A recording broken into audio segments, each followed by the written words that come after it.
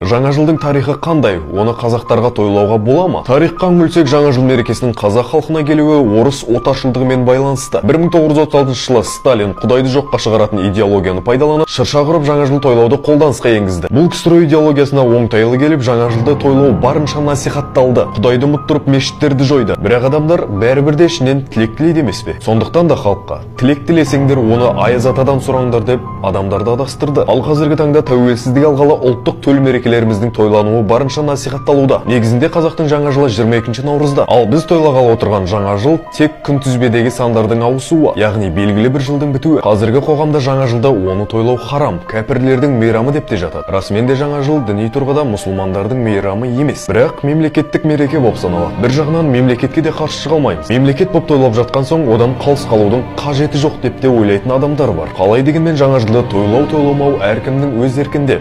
Ал сіз жаңа жылды